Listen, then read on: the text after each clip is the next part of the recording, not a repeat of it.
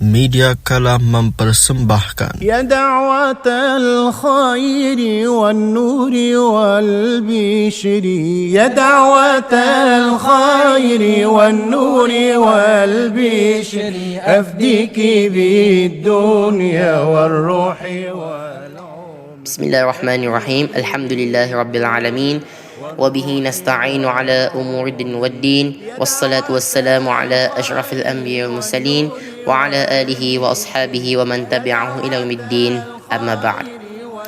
Alhamdulillah, bersyukur kita ni kepada Allah Subhanahu wa taala di atas rahmat yang berlimpah kepada kita ni semua.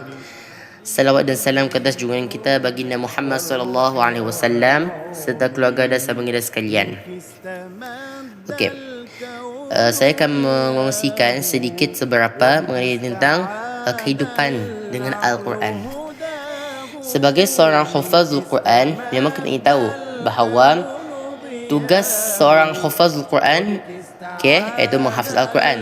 Dan namanya hafaz itu yang menghafaz Al-Quran. Jadinya kalau sebagai hafazul Quran ini, ia indah semestinya untuk kita ni menghafaz dan juga mengulang Al-Quran sahaja. Bahkan yang kita ni dituntut untuk kalau sekiranya sambil kita ni menghafal mengulang itu adalah kita ni menghayati Al-Quran itu sendiri ataupun kita ni gelarkan sebagai tadabbur Al-Quran. Macam mana kita ni kan tadabbur Al-Quran itu? Kita ni mesti lihat isi cerita Al-Quran itu sendiri. Contohnya surah Al-Fatihah. Surah Al-Fatihah kita ni tahu bahawa daripada ayat 1 hingga 7 ada merangkumi beberapa faktor lah. Di mana yang pertama ia menjelaskan tentang pujian bagi Allah. Ar-Rahmanir Rahim, Maliki Yaumiddin.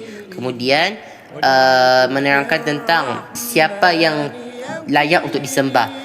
Iyyaka na'bud wa iyyaka nasta'in. Kepada Engkau saja ya Allah kami sembah dan kepada Engkau saja kami minta pertolongan. Kemudian terdapat doanya iaitu ihdinas siratal mustaqim. Tunjukkanlah, berikanlah kami hidayah untuk kepada jalan yang lurus. Kemudian yang terakhir sekali dalam jalan apakah yang Allah berikan kepada orang-orang yang mahu yang benar-benar akan berjalan di jalannya, dan siapakah orang yang bukan Allah tunjukkan jalannya tu. So itu namanya tadabbur.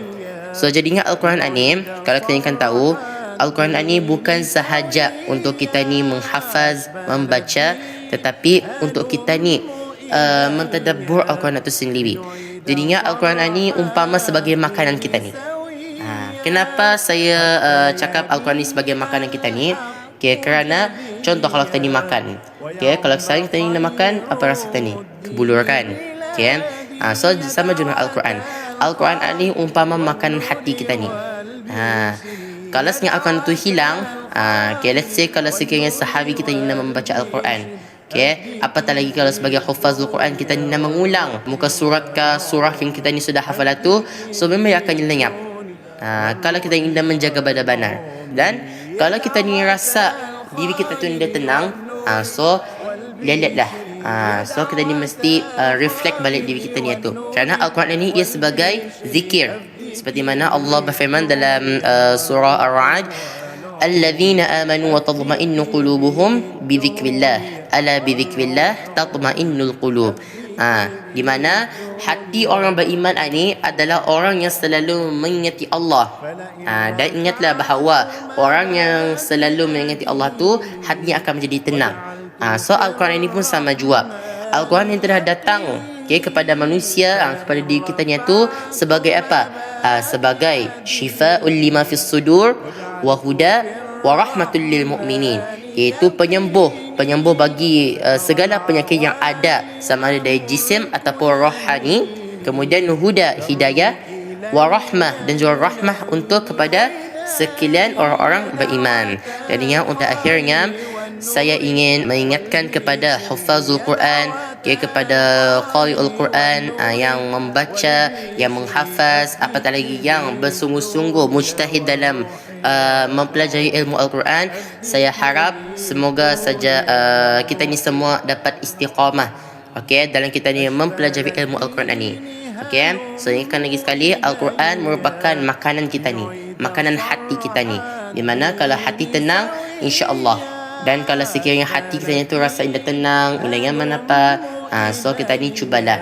Dalam sehari kita tu, kita ni cuba membaca Al-Quran. Indah dapat satu muka, cuba beberapa ayat. Indah dapat beberapa ayat, satu ayat pun cukup.